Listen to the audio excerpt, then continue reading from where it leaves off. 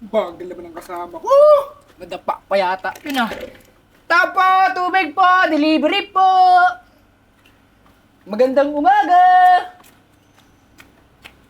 Bigat naman na ito. Laki-laki ng katawan mo, bagal-bagal mo. Eh, ano ba yung tinawag-tawag mo dyan eh? Minsan kasi gamitin mo yung utak mo. Hindi mo ba nakita? Ayan oh, may doorbell.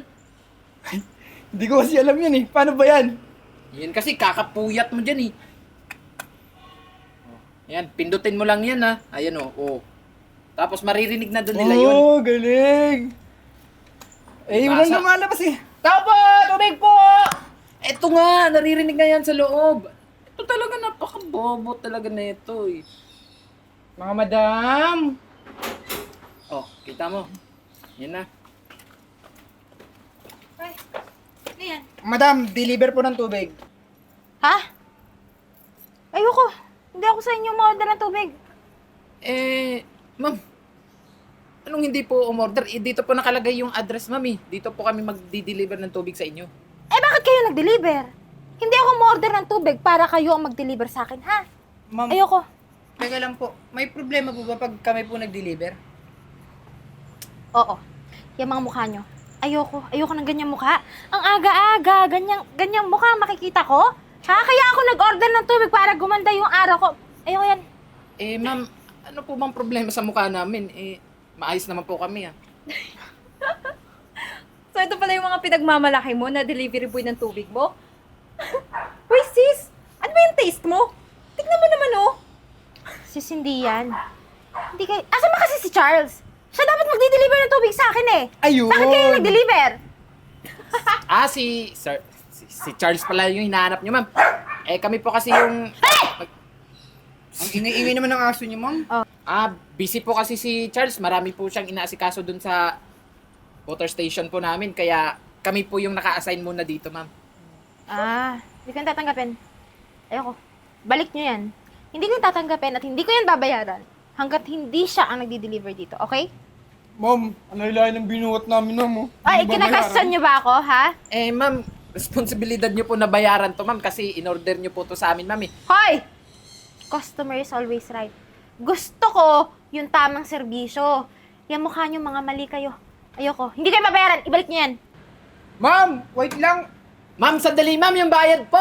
Ay, Uy, pasensya na kayo ah. Mainit lang yung ulo ng kaibigan ko. Ba't naman kasi kayong dalawa yung nag-deliver niyan? Kita niyo naman yung mga mukha niyo oh. Dugyot. Ang papangit pa. Eh, ma'am, ano naman po problema doon? Eh, ang tagal-tagal na po namin na nagdi-deliver sa mga baybay ng mga tubig, ma'am. At saka isa pa, ang babaho niyo. Yung mga bibig niyo kahit hindi pa masyadong nagsasalita. Nangangamoy inidoro na? Ang didilaw pa ng ngipin niyo? Ma'am, sumusobra naman po kayo sa mapanglait niyong yan. Eh, Akala mo perfect eh, no? tsaka ma'am, nagdi-deliver lang naman kami ng tubig dito. Tsaka ginagawa lang po namin yung trabaho namin. Tama. Nagservisyuhan po namin kayo ng maayos. Tapos, yan po yung haharap niyo sa amin. Ayan, ang dami mong sinabi. Alam ko naman hindi ako perfect eh. Nagsasabi lang ako ng totoo. Kaya kayo, mga delivery boy lang kayo kasi mga bobo kayo, wala kayong pinag-aralan at hanggang dito lang ang kaya nyo. Eh, ma'am, Grabe naman kayo, ma'am. O sige na, umalis na kayo, huwag na kayo magpaliwanag. Dalhin nyo yan, ibalik nyo yan, ipa-deliver nyo doon sa gusto ng kaibigan ko, okay? Para mabayaran. ma'am, sayang naman po yung Bahala kayo effort dyan. namin, ma'am. Mag-effort ka Eh, dyan. ma'am, Bit-bitin mo yan ulit, mag-effort ka ulit. Buhatin mo na. ba yan? Bigat-bigat nito. Ang arte naman ng mga customer na yun. Pa-order-order ng tubig, eh, di man pala babayaran.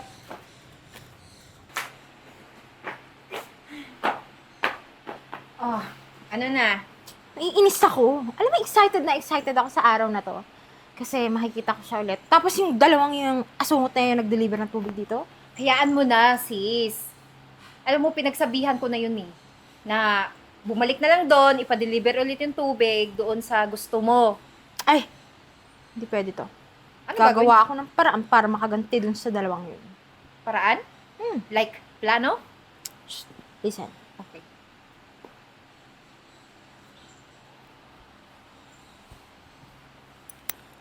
Ay, hello, Charles? Hello ma'am. Magrereklamo sana ako tungkol dun sa in-order kong tubig. Bakit ma'am? Ano po bang nangyari? Kasi yung dalawang nag-deliver dito, ang babastos eh. Parang sobrang na-hurt ako. Pati yung kaibigan ko nabastos din. Ganun ba ma'am? O siya, sige ma'am. Pagka balik dito, kakausapin ko na lang yung dalawa. Ano ka ba? Mamaya pa yun babalik. Ang dami nilang i-deliver, di ba? So, mas mabuti pa, ikaw na lang pumunta dito kasi uhaw na rin ako eh. Kailangan ko ng tubig.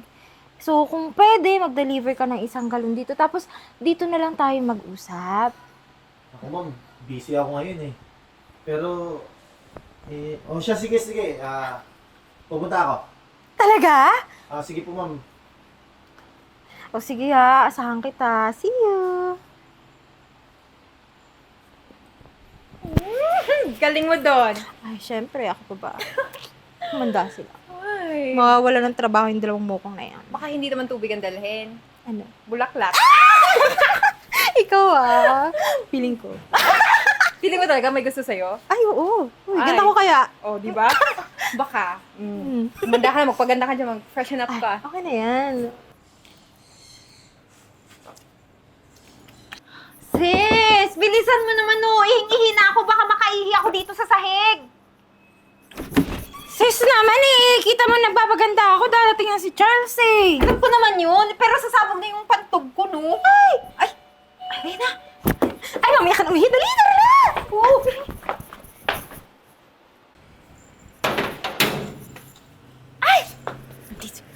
Hi! Hi, Pogi. Ay, sorry. Masyado ka naman close. Ba't naman hindi ko yung nag-deliver ng tubig kanina? Alam mo, nakaka-disappoint. Binastos kami ng dalawang delivery boy mo. Kaya nga pati ako binastos nun. Akala mo mga gwapo. Oo, nilait-lait pa ako. Taba-taba ako daw, ganyan-ganyan. Tapos ba't daw hinahanap kita eh? Hindi ka naman daw magkakagusto sa akin. Uy, if I know, crush mo kaya ako. Di ba? Ma'am, walang galang na po hindi ako pumunta dito para pakinggan yung mga kasinungalingan nyo. Oh, Charles, hindi naman ako nagsisinungaling.